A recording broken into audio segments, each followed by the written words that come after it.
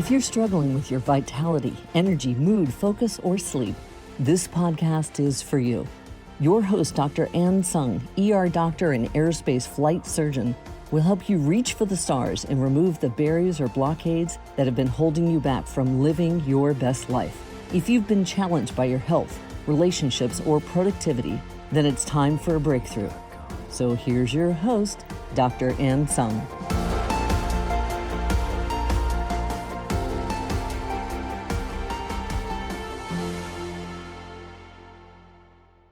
Hello, welcome to It's Not Rocket Science Show, and I am your host, Dr. Ann Sung. And today I have Mr. Terry Tucker here. He is the author of Sustainable Excellence and also the founder of Motivational Check. Also, he's done professional basketball, also a police hostage negotiator, and he's been fighting cancer. He's been on this journey for the past 11 years. And the reason why I brought him on the show is because he was able to go through multiple different careers and has sustained his excellence, continued to innovate. And I thought that his negotiation skills will be really, really valuable to us because we're always trying to be our best self to reach peak performance. But once we get there, and how do we sustain it, or how do we pivot and innovate and go a different route? And we're always about creating time. What are you going to do with that time that you have created? Are you going to sit back and relax, or are you going to innovate further and go benefit the world in a different way? So thank you again, Terry, for coming to the show. If you would please give like a brief introduction to the audience, what you've done, and also what's the reason why you're doing what you do. Well, first of all, Dr. Sung, thanks for having me on. I really appreciate it. I'm looking forward to talking with you today. Yeah, my background, born and raised on the south side of Chicago. I'm the oldest of three boys. You cannot tell this from my voice or looking at me, but I'm 6'8" tall and actually went to college at the Citadel in Charleston, South Carolina on a basketball scholarship. When I graduated from college, I moved home to find a job. I'm really going to date myself now, but this is long before the internet was available to help people find employment. Fortunately, I was able to find that first job in the corporate headquarters of Wendy's International, the hamburger chain, in their marketing department. Unfortunately, I ended up living at home with my parents for the next 3.5 years as I helped my mother care for my father and my grandmother, who were both dying of different forms of cancer. Professionally, as I said, started out at Wendy's. Then I moved to hospital administration. And then I made a major pivot in my life and became a police officer. And part of what I did during that time was I was a SWAT team hostage negotiator. After my law enforcement career, I ended up starting a school security consulting business, coached girls high school basketball, became an author in 2020, but for the last 11 years have been dealing with this rare form of cancer. And then finally, my wife and I have been married for almost 30 years. We have one child, a daughter, who's a graduate of the United States Air Force Academy and is an officer in the new branch of the military, the Space Force. That is very near and dear to my heart since I'm in aerospace medicine. Yes, ma'am. That is awesome. Yes. In fact, throughout your journey, you've had so many different experiences. Like, what led you to create Sustainable Excellence and Motivational Check? And can you tell us a little bit more about it? Sure. So the book, Sustainable Excellence, the 10 Principles to Leading Your Uncommon and Extraordinary Life, was really a book that was born out of two conversations I had. One was with a former player that I had coached in high school who had moved with her fiance to Colorado, where my wife and I live. And the four of us had dinner one night. And I remember saying to her, I was really excited that you're living close and I can watch you find and live your purpose. And she got real quiet for a while. And she looked at me and she said, well, Coach, what do you think my purpose is? I said, I have no idea what your purpose is, but that's what your life should be about. Finding the reason you were put on the face of this earth, using your unique gifts and talents and living that reason. So that was one conversation. And then I had a young man in college who reached out to me on social media, and he asked me what I thought were the most important things that he should learn to not just be successful in his job or in business, but to be successful in life. And I didn't want to give him the, get up early, work hard, help others. Not that those aren't important. Those are incredibly important. But I wanted to see if I could go deeper with him. So I spent some time taking notes and eventually kind of had these 10 thoughts, these 10 ideas, these 10 principles. And so I sent them to him. And then I kind of stepped back and I was like, well, I got a life story that fits underneath this principle, or I know somebody whose life emulates that principle. So literally,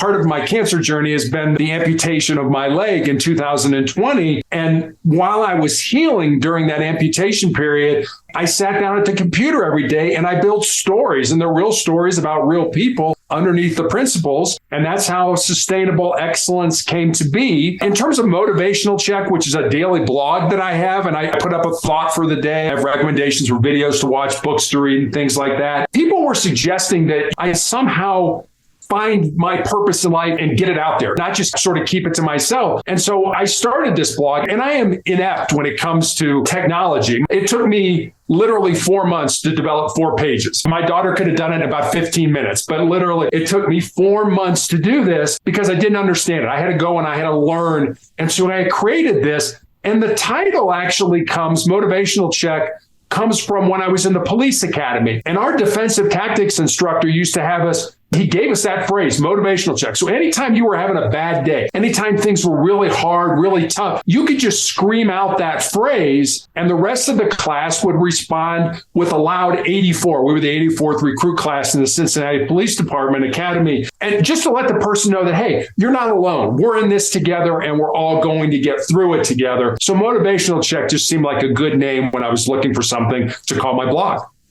And what would you say if you had like a one-liner? What is the message that people can get value from your blog or your book? What would you say? Yeah, the message for me is people ask me what I do. I help people find and live their uncommon and extraordinary life. I guess that's sort of my elevator pitch in one line. And again, I'm not going to sit here and tell your audience I have all the answers. I don't. But I have things that have worked for me that I've been very fortunate to learn along the way that I just am trying to put out there at this point in time. It's not about making money. It's not about getting famous. It's about trying to make a difference in people's lives, a positive difference in their lives. And that's what my goal is now. We were talking before we jumped on the recording about what our why is, what our purpose is. And I think my why has changed multiple times over my life. First, it was sports, athletics, basketball, which got me a scholarship to college. And then it was really to be in law enforcement. That was my passion. And now, in all honesty, I'm probably coming to the end of my life. It's to put as much goodness, positivity, motivation, love back into the world as I possibly can with whatever time I have left. So I don't want people to think that your why or your purpose has to be one thing. My experience has been it has changed throughout my life based on where I am in my life. Yeah, and I agree. Same. Like it used to be, I want to be a physician. Though after becoming a physician, it has changed a little bit. It was physician, wanted to contribute to NASA, and now I've learned all these tactics on productivity, health, creating deep relationships. I want to share that as well. You could have multiple whys. I've often heard of the people saying, I don't know my passion. I don't know my purpose. I don't know how to find it, because they're looking for that singular why or singular hobby that turns into passion, though it can develop throughout your lifetime, and it's okay to change. So what would you say for somebody who is there and is like, I've heard it actually many times. I don't know what I'm good at. I don't know what I want to do. I don't know what my passion is, or I currently have this job just to pay the bills, but I don't enjoy it. What are your thoughts about, what would you say, or what questions should they ask themselves, would you say? And I think that you make a good point there. We all would love it if our job or our occupation would line up with our passion. But as you said, a lot of times doesn't happen. As you said, I've got a job over here and that's what I do to pay the bills. But what I'm really interested in is to write or to paint or to be a podcast host or whatever it is that you feel. And I always tell especially when I speak to young people, if there's something in your heart, something in your soul that you believe you're supposed to do, but it scares you, go ahead and do it.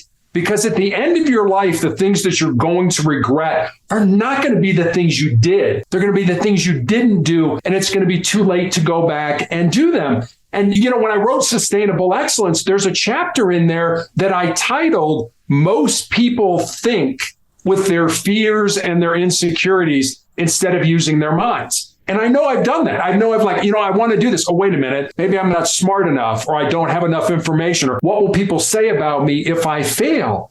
That's thinking with our fears and our insecurities. That's not thinking with our minds. We all have unique gifts and talents. Like if you said to me, Terry, go ahead and be an accountant, I would be like, oh my gosh, that doesn't interest me at all. But for some people, that's really interesting. Working with numbers, trying to figure things out is interesting. So I would say to you, find things that you enjoy and find somebody that's willing to pay you to do those things. It may not be the perfect job. And that's another thing. People are always looking for the perfect job. There is no perfect job. Every job has its downsides. Every job has things that you don't like about it. So don't think that, oh, there's some things I don't like. I could never do that. Jump in with both feet. See what happens. If you don't like it, you can always make a change in your life, but you have to start. Forget about the past. People are always looking about, I made this mistake or that wasn't. Forget about it. Start right now and commit to yourself to move forward. Yeah, exactly. So I completely agree, because if you're fear-based, then you're never going to take action. And I think the best way around it is what I found is to fear set. And that's something I learned from Tim Ferriss, where you basically list out all of your fears, all the risk, and actually put a amount of costs. I could lose like thousands of dollars, hundreds of dollars. Okay, so what? Can you mitigate that or can you not mitigate that? I could lose time. I could lose money. I could lose and a lot of times people feel like lost time is a waste of time. But actually, when you look back and you realize you actually learned so much through that wasted time, that it was like a huge lesson for you. And it's not that I don't think anything is ever wasted. So if you can fear set your current fears and anything you want to do, then come up with a strategy to mitigate it. Or you realize, oh, actually, it's not that bad. I can actually afford the loss and it's not that bad. And it's not as terrible as I thought it was.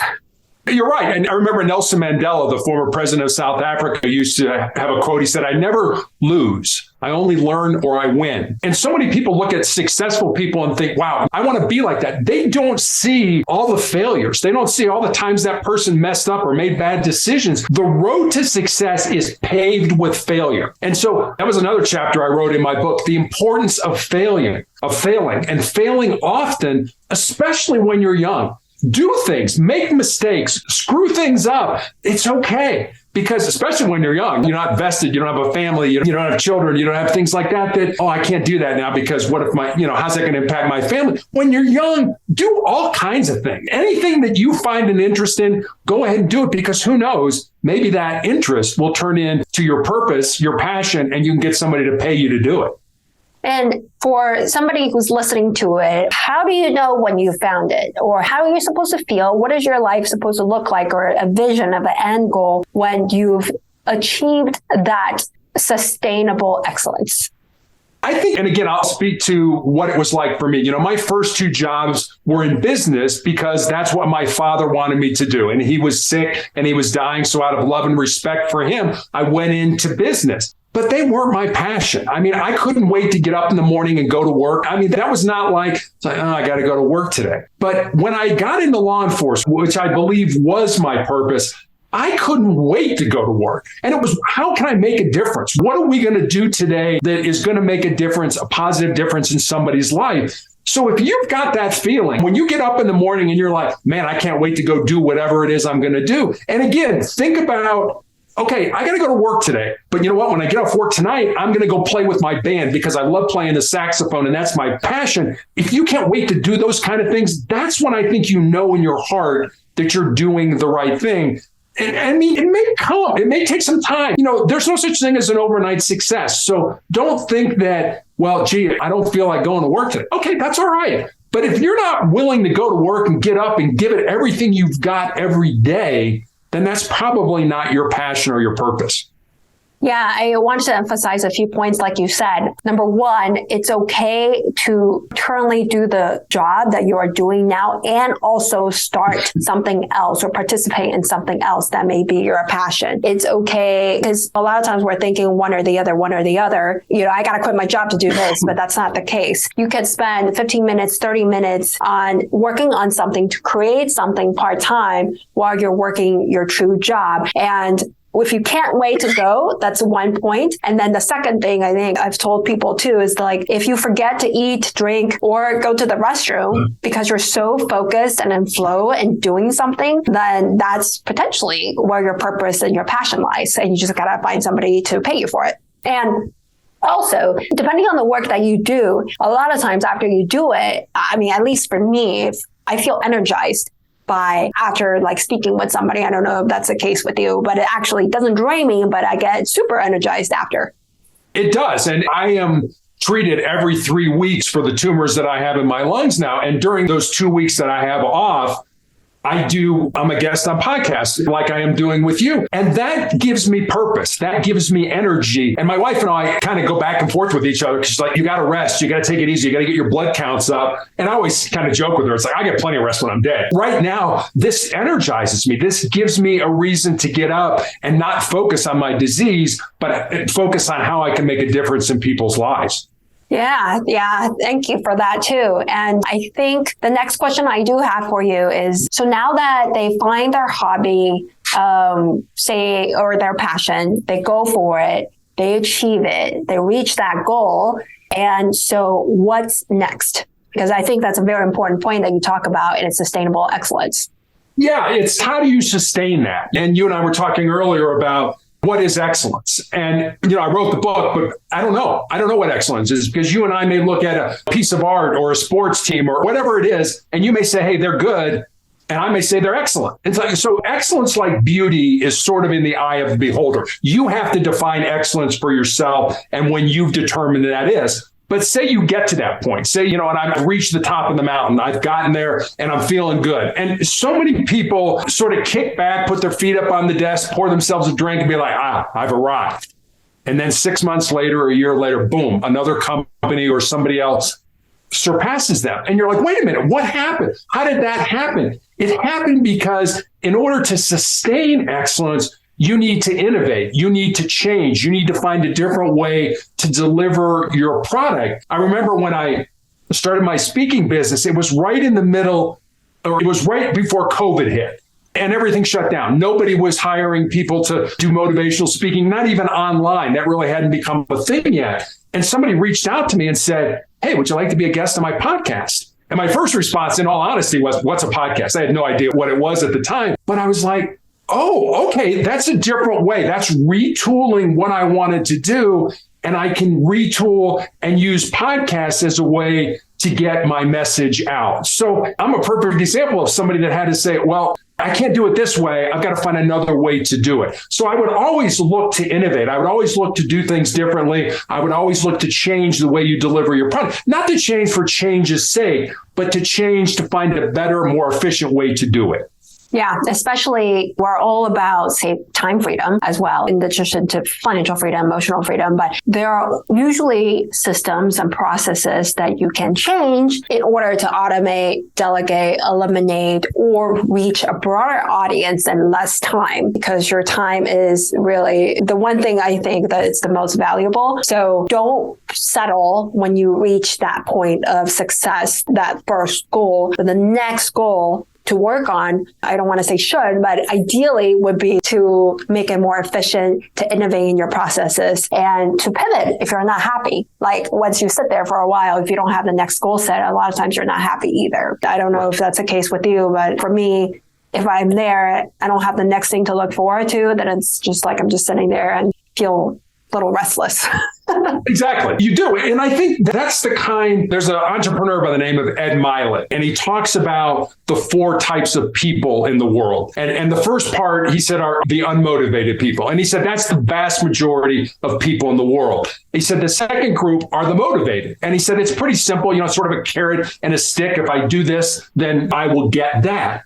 But then he talks about the third and the fourth ones. And these are really kind of where, at least I think, people like you and I aspire to. And the next one is the inspirational people, and inspiration coming from in spirit. You move people with your energy. And then the last group are the aspirational people. People want to be like you. So that's what I'm trying to do in my life. I'm trying to get to that aspirational level with the understanding that, and you and I have seen this, where so many people just live a casual life. And as a result of that, their goals, their dreams, their ambitions become a casualty of that kind of unplanned living. So it's really kind of, what do you want to be in your life? What do you want to do? Do you want to be the unmotivated person, or do you want to be the aspirational person that moves other people?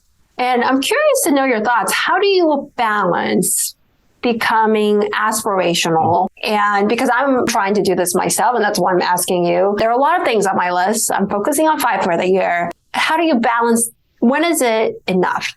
I don't know if you understand my question. You can keep chasing. When is it enough and you feel like inner peace, inner joy, and inner just feeling content? Yeah, I would say to answer that question, I think you have to go back and understand what your values are in life. What hill are you willing to die on? What are you willing to give your life to, with the understanding that you may give your entire life to it and still never be successful or still never see, you're a physician. You've seen people give their entire life to medical research and nothing come of it, but then somebody take their medical research after they're gone and develop it into something that saves lives. So what are your values? We're always hung up on, here are my New Year's resolutions. Here are my goals. But we don't anchor those to what we value in life. If you can determine what you value, I value my family, I value character, I value humility, then you can start saying, okay, here are my goals based on what my values are. And if you can do that, then you get to a point, I think, in life where you say, okay, my family is the most important thing in the world. Yeah, I could go to work right now, or I could work on a new book, or I could do whatever.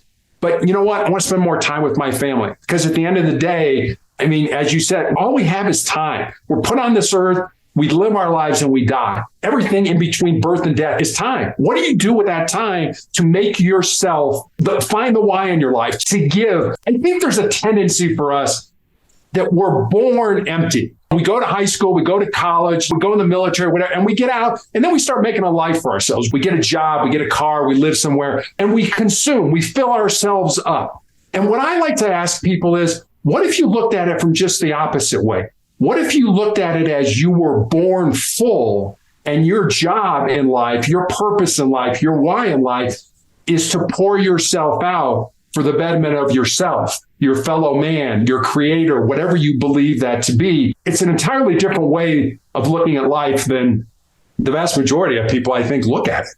Yeah, that's the first time I've ever heard of it. So that's amazing. I'm going to keep using that. Yeah. So the first question for the audience is, what are your values? Like, maybe pick three of your most important values, non-negotiables, say family. As an example, like, we have family values that we set for us, like it's going to be playfulness, it's going to be compassion, and courage. So those 3 are our family values that we're teaching our son. And I think that could be a good example, like what you're doing. Are you being playful? Are you being compassionate? Are you courageous? Are you trying and not afraid to fail? But are you still living life moment to moment, being playful? And are you showing compassion to those around you and yourself? So that's a really great tip. And I'll make sure that everything I'm doing in life, all my goals, if it's not aligned with those 3 values, then say no to it. And I'll know when that's enough. Then if it's all aligned with my values, I think so. What it sounds like.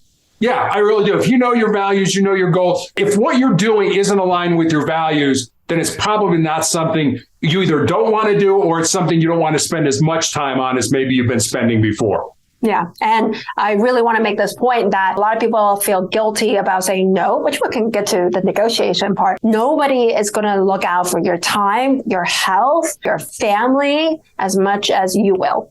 So I'll say that again, like, nobody is going to look out for your health, your wealth, your family, your time as much as you will. So I hear a lot about, I don't want to cut time because I feel bad for my coworkers because we're short on people. So I don't want to cut my shifts. So they don't want to say no, but yet it's taking time away from their family, which is one of their non-negotiables.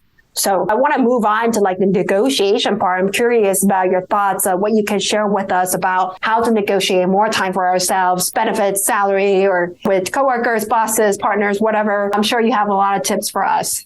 Sure. So I guess I'll start out with this in terms of your message. So if you and I are talking, 7% of your message is based on your words. 38% of your message is based on your tone of voice. And 55% of your message is based on your body language and your facial expressions. So when I was negotiating as a hostage negotiator, I didn't have that 55%. I was just going off of what people were saying and how they were saying it. And as a police officer, 99% of what you do is face-to-face with another person. And I would imagine as a physician, the same thing. You're dealing with patients. It's face-to-face. If you had to telemedicine with somebody where you couldn't see them, but you just had to talk to them on the phone, how much harder would that be for you to do your job? So one of the big things that we talked about was tactical empathy, seeing a situation from the other person's point of view, asking them how they were feeling, and making the commitment to understand where they were coming from. Not agree with them necessarily. You know, if they were a homicide suspect we were going after, like, I'm not going to agree with you, but I want to understand where you're coming from and things like that. Everybody thinks no is bad, but no is not. No's not a failure, because no deal is better than a bad deal, if that makes sense. For a lot of people, especially when negotiating, is more like it's comfortable. If I say yes to you, that's really only a yes if there's a how behind it. Yes, I want to work with you as this company to company. Well, how do we do that? Well, we're going to do this, this, and this. If there's no how with it, then it's kind of an empty yes or a counterfeit type of yes. There's a tiered approach to saying no. And hopefully this maybe will help your audience. I'm going to give you a case too. What would you like to do? The tiered approach first, the foundation? No, or go ahead. just give you a case?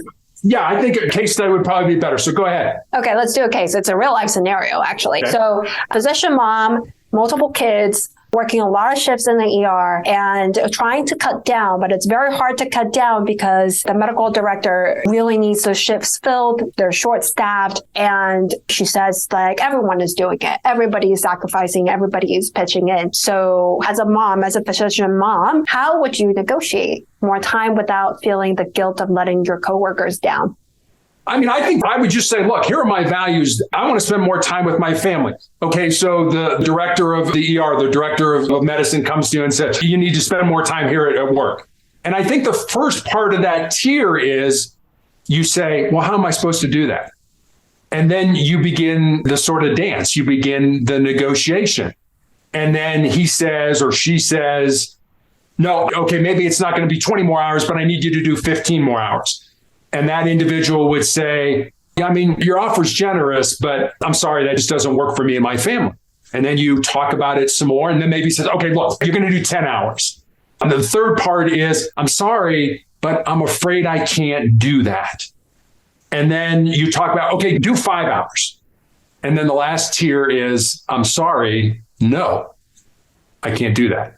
So you sort of tear it down to understanding that your answer is going to be no. No, I'm not going to do 20 hours. I'm not going to do 15. I'm not going to do 10. I'm not going to do 5. But trying to get that person to understand where you're coming from. I mean, you're not just saying, no, I'm not doing it. You're giving that sort of slow tiered approach to where you get to the point where eventually you're going to have to say, I'm sorry, no, I'm not doing that. And if you do have a number in mind, let's say you're okay with 5 extra hours, you just keep going that tiered approach until you get to the 5. Yeah, exactly. And again, you're just not coming out and saying no. You're sort of massaging it in a way where, oh, your offer's very generous, but I'm sorry, that doesn't work for me. Now, you just said no, but it's a softer no than, no, I'm not doing that. And I'm guessing in person is better than email.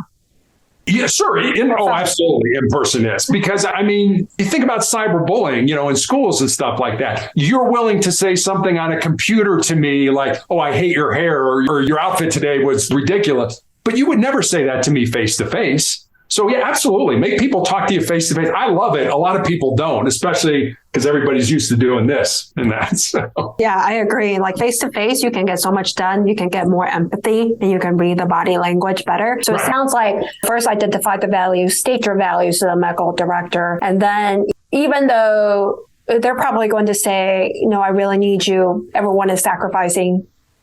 Everyone's doing it. You keep saying that's a very generous offer.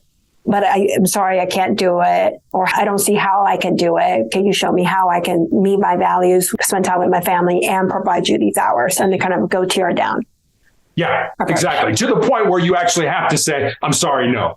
But the tiered approach is more of a soft no. You're not just saying no. You're kind of giving them, how am I supposed to do that? That was one thing when we negotiated. We would use how and what questions, because what those did was engage the other person to help us find a solution.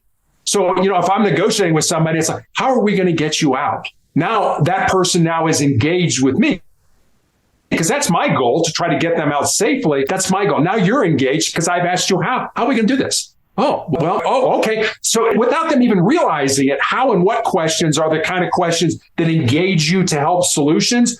We used to stay away from why questions because why questions sound accusatory. Well, why did you do that, Dr. Sung? Wait a minute, is he accusing me of something? So we stayed away from why questions, try to use how and what questions because they engage the other person in helping you to find a solution. And that's what negotiating is. It's getting the other person to do what you want them to do.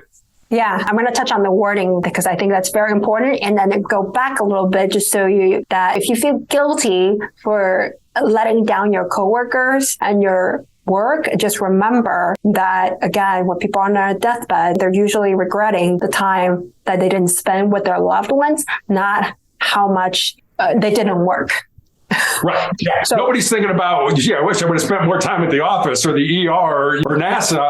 Boy, I wish I would have spent more time with my kids or my husband or my wife or my significant other. Yeah. Nobody's going to watch out for your time, your family as much as you do. So that's what I'm going to say about that. And then regarding the wording, I think it's so important. You take out should, you take out why, you take out, there's something I have to as well. You never have to do anything. How, what questions are so important. And I wonder if you have any examples of negotiating between couples. Like say, now we have a newborn and my husband and I are talking negotiating roles and responsibility and task. You do this and I do this, but I do this. It becomes more transactional than I like in a relationship. And I'm curious what your thoughts are.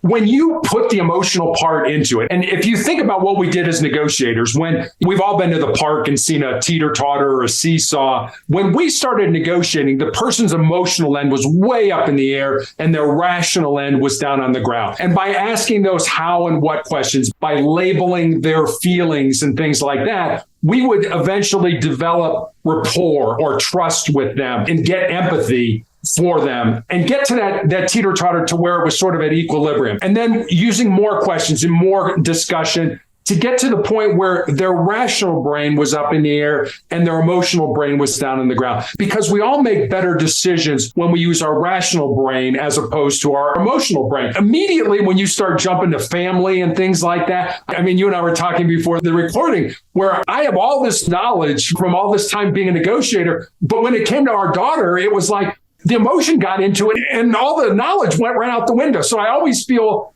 uncomfortable when I talk about family stuff because I think in any relationship and even in negotiating, we never lied to people. People would say to us, I'll come out, but I want you to promise me I'm not going to go to jail. And we would have to say, well, I'm sorry, but when you come out, you are going to go to jail. And then we would deflect the conversation to something more good. So I guess the first thing I would say is don't do anything that would undermine that trust with your husband. So realize that we're going to negotiate from a position of love, of caring, of what's best for us and what's best for our son. So I would start with that. I mean, you love each other, so you're willing to do more things. I don't love the guy I'm negotiating with or the woman I'm negotiating with. You love your husband and you want to do what's in the best interest of your children. And you got to figure that out. And I don't know if there's a magic formula or anything that I can say to you other than to negotiate with each other under the umbrella of trust and love. Don't do anything to violate that. Don't lie or anything like that.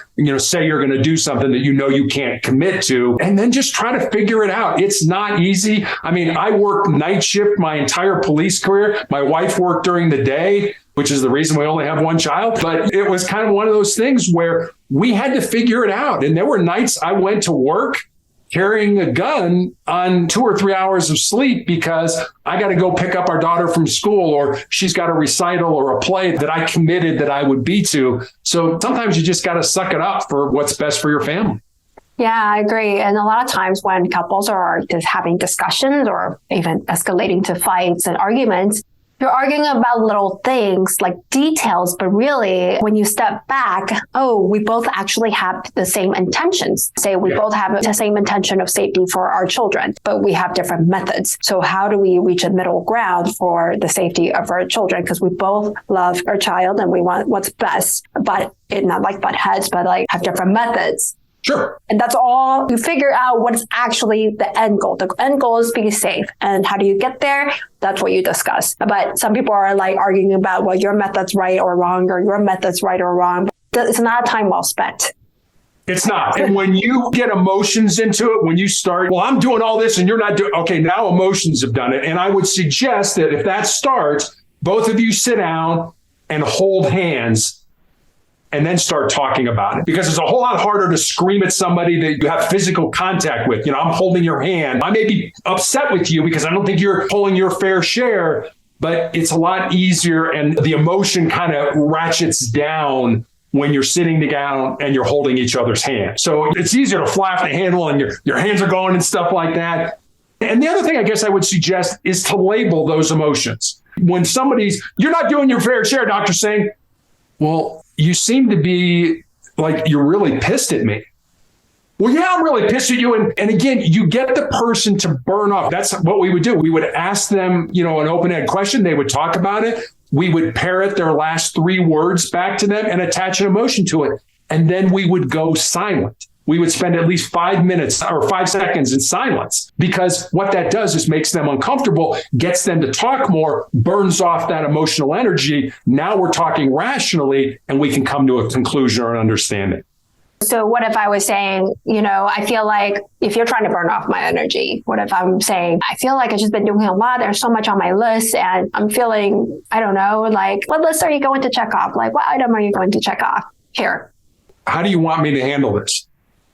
Check off more items, do more. And what's that going to lead to? I hope to feel like less stress on me, I guess, feeling like I can feel a little relieved, I guess, of all this mounting task to do for us. So it seems like you believe that I'm not pulling my weight here and you want me to take on more responsibility. I feel like it would help if you would tell me which one you're able to do and by when, because I do feel like there's a ton on my checklist and I'm checking a lot of them off one by one. And there hasn't really been any progress from your side. So you don't see any progress from my side? This is impromptu, by the way. This was not planned, guys.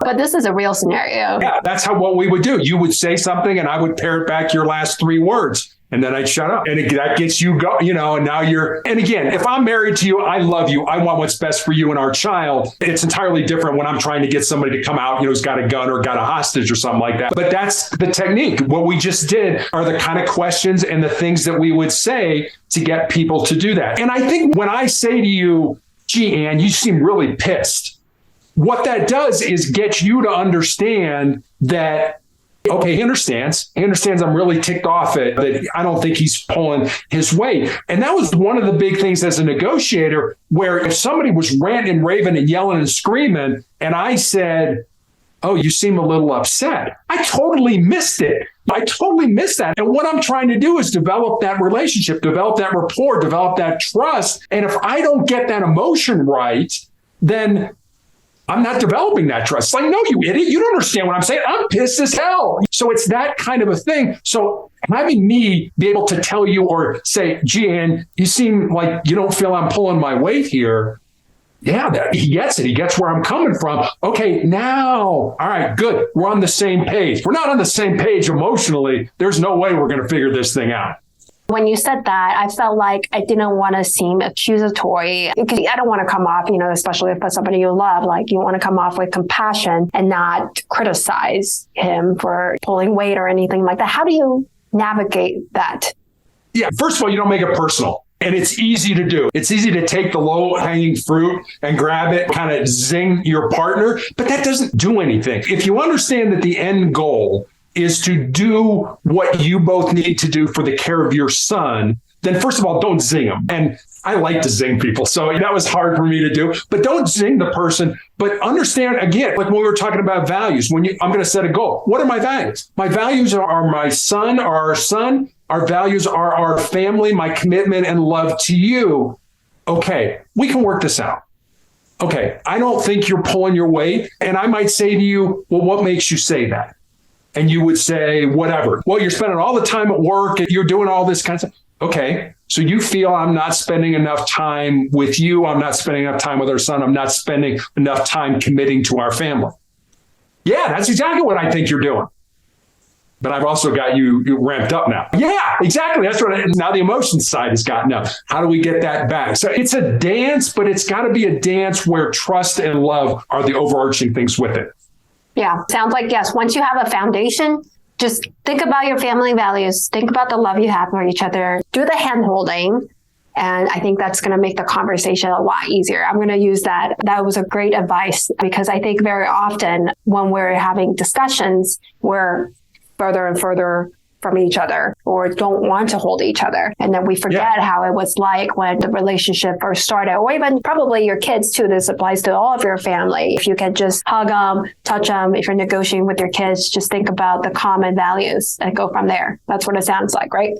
Exactly. And, you work as an ER physician. I don't know what your husband does, but you come home from work, you're tired. And we're going to have this discussion now? I'm exhausted. I think it's important, especially when there's things, it's not critical. There's not a life and death issue here. Find a time when you both feel you've been rested, he's committed, he's not watching a ball game or something like that, where you get together, okay, let's talk about this. How can we work this out? And my wife and I did that all the time. It was like, don't hit me. I just got home from work at 7:00 in the morning and now you want to talk about it? I've worked all night. I can't do this. But look, when you come home from work tonight, we'll sit down after dinner or after our daughter goes to bed and we'll talk about it and figure out how we can work this out. Yeah, the timing, the energy, it's all important. I completely agree. So I thank you for that part because that was something that I thought was useful for me as well. And with the rest of the time I have, I wonder if you would be able to share like a quick scenario, any tips in terms of salary negotiation with appreciation. With the inflation going up so much, I know a lot of people are trying to negotiate their salaries. I'm curious to know what tips do you have to approach that? A couple things. First of all, like if you're you're starting to look for a job, you go in for an interview.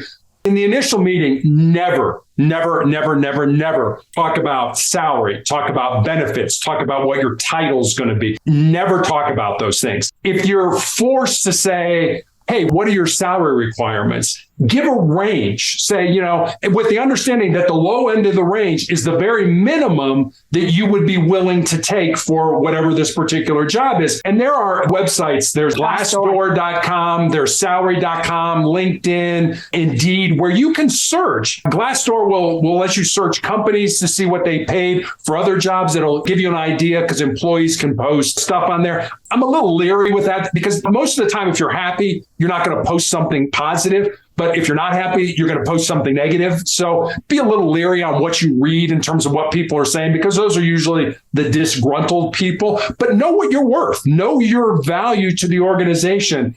And what I always tell people is, if you want to make big bucks, you've got to find a problem and add value to that company to solve that problem. So if you're just coming in and say, I'm going to move widget A from one side of the table to the other, okay, you're not going to make $100,000, get a company car and have an office in the corner. That's just not going to happen. So never talk about salary, benefits, or title to begin with. If you're forced to give, hey, what were you making at your old company? Or what are you looking for here? Give a range and give that range based on the homework that you did before you go in there. And the other thing I would say to people is take your time. Well, here's what we're offering. Okay, I'll take it. That makes you seem needy. Even if you are needy, you don't want to come across as someone that's needy. So take your time, go back and look at the entire offer. Maybe they're offering you great benefits, but the salary's not great, but you've got great benefits. You've got 4 weeks of paid vacation. You can work at home 4 days a week, 5 days a week, all the time, whatever it is.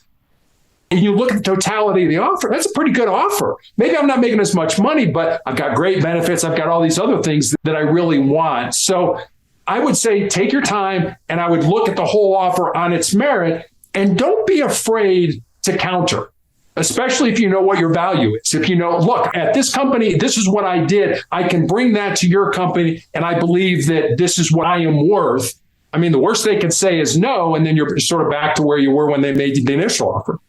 How do you get over the fear that if you counter, you may look bad by your boss and, I don't know, just not creating like bad feelings between the two of you?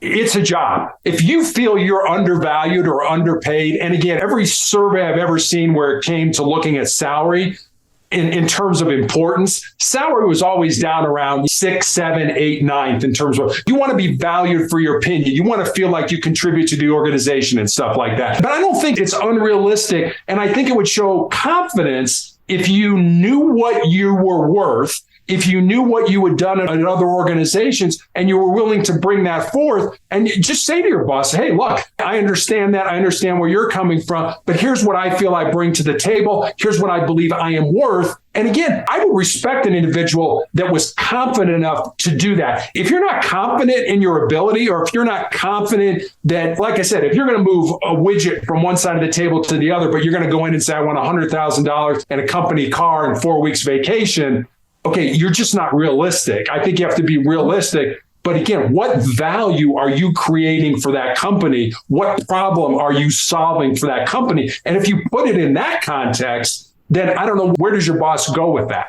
It's like, look, here's what I'm going to do for you. This is what I feel I'm worth. And is there a different technique to negotiate more time, like hybrid format, working remotely? Is it a different technique or basically the same technique? I think you can ask. The other thing, when you're talking about salary, I would recommend that you not say, okay, I want $50,000 a year. I would say, like, I want $52,714.62 a year. And they're going to look at you like you're nuts. But what that does is put in their mind, he's got a reason that he asked for that kind of money. You know, whether he's got a car payment or there's a reason. So people are going to look at you like, yeah, you're kind of nuts, but they're also going to say, okay, this guy's thought about it. There's a calculation there, and he understands how much money he needs to take this job. And there's a greater chance you're going to get that than the person who just said, I want $50,000 a year. Use weird numbers, use odd numbers. Don't just go with round 50,000, 45,000, 100,000. I want to make $105,612.68. Okay, that's kind of weird. But there must be a reason that he's asking for that kind of money. So they'll think you've thought it through, whether you have or not. It's just a tactic. Yeah, I agree with that. I use that tactic, not for salary, but I use it for Facebook Marketplace negotiations. Whatever asking price they do, I just do 25%. So it comes up with like really weird numbers, and I make that offer the weird number. Exactly. If you're going to say buy a coffee table and there's room for wiggle, what you do is you say, okay, I want to spend $100 for that coffee table. And then you step back and you say, okay, my first offer is going to be 65%. So $65. And then your next offer will be 85%. So, okay, we're $85. And then the next offer will be 95%, $95. And then you get to that point where, okay, I'll give you the $100. But you may get it for $65. But the way you do that is you say to people, look, I'm going to give you a number here. You're not going to like it. I don't want to offend you. If you set the person up to understand that you're going to give them a lowball offer, they're not going to be like, geez, Ann, I can't believe you said that, and walk away from you. They're already prepared that you're going to lowball them. And they may be like, I can't do 65, but I can do 75. Boom, $75. You just got it for $75. You save $25. Oh, that's a good point. So you would say, well, I'm going to give you a number, but I don't want you to feel offended. Is that how you say? I don't feel offended. Say you're at a hotel and you want a late checkout and they don't give late checkout. Go down to the desk. Don't call them. Go down to the desk. Go to the person, because now you're face to face. We talked about that a minute ago. It's a lot easier when you're holding hands with your husband to figure things out than yelling and screaming across the room. Go into him and walk up to him and say, look, I'm going to make your day really, really difficult, but I've got a request for you. So you're already setting them up for, okay, this guy's going to ask me something off the wall that's just going to be crazy. And you say, can I get a late checkout? Can I get like an hour extra? And they're going to be like, oh, God, I thought you were going to ask me something really stupid. No, yeah, absolutely. Sure, you can get it. 99% of the time, you'll get that late checkout. That's an awesome tactic. So you would say, I don't want to offend you, but would you take, say, this price, essentially? Exactly. Yeah. But do it kind of, you're going to throw a little acting in there. It's like, look, I'm going to throw a price at you, but I don't want to upset you. I don't want to get you really mad, but what would you say for $65? Because you've already set them up that, they're thinking, oh my God, this guy's going to offer me $25 for this $100 coffee table. $65. Oh, $65 is not too bad.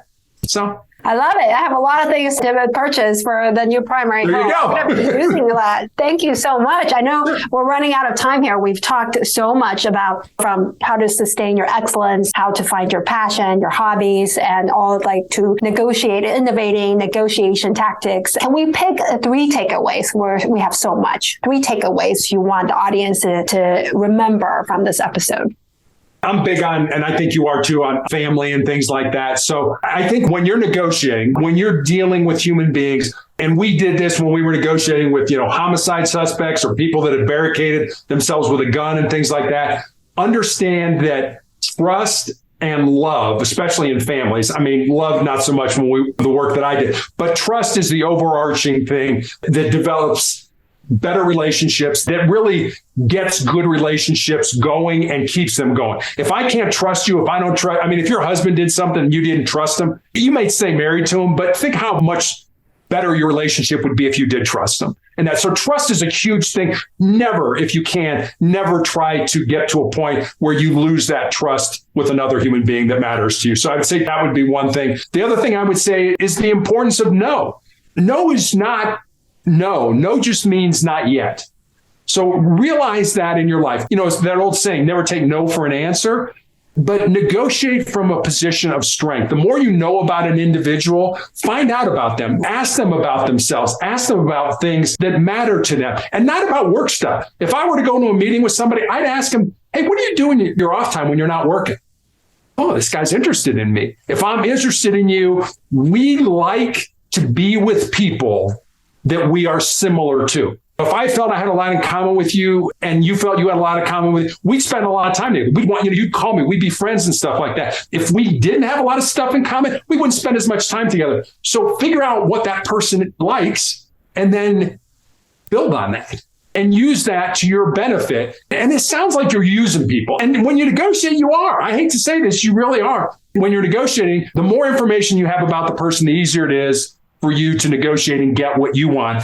And then understand that negotiations are getting someone else to do what you want them to do. It's that simple. That's amazing. I love all of it. I'm going to use a lot of the tactics that you have talked about. And do you have any resources you can share with the audience, either website, books, podcasts, and also your own, how do people contact you, your own websites and books? Sure. So the book is called Sustainable Excellence, the 10 Principles to Leading Your Uncommon and Extraordinary Life. You can get it anywhere you can get a book online, Amazon, BarnesandNoble.com, Apple iBooks, wherever you get your books, you can get Sustainable Excellence. The blog that I talked about earlier, Motivational Check. Again, I put a thought for the day up every day. With that thought comes a question about maybe how you could apply that thought into your life. On Mondays, I put up a Monday morning motivational message. I have recommendations for books to read. My podcasts are on there. You can leave me a message or a note. I would only ask that you please leave me a message in English. I don't speak any other languages. And some people send me messages and I'm like, I don't even know what this language is. I don't want to be rude and I really want to respond. But if you want to send me a message, you can do that at motivationalcheck.com. Awesome. Thank you so much for your time. I know the listeners are going to gain so much value. Not just, we talked about everything from more of a life, like holistic point of view to like the nitty gritty of negotiation tactics and even talking to your spouse or maybe your boss. And negotiating your salary. So all of the show notes, everything we talked about, all the resources are going to be linked in the episode page at itsnotrocketscienceshow.com. And also, if you want to book your complimentary coaching to get 10 hours back a week in just 1 hour, then go to ansungmd.com. You can fill out the application, see if this is right for you, and we can book a 60-minute complimentary coaching call. So again, thank you so much, Terry. And remember, everyone, that everything we need is within us now. Thank you. That's it for today's episode. Head on over to iTunes and subscribe to the show.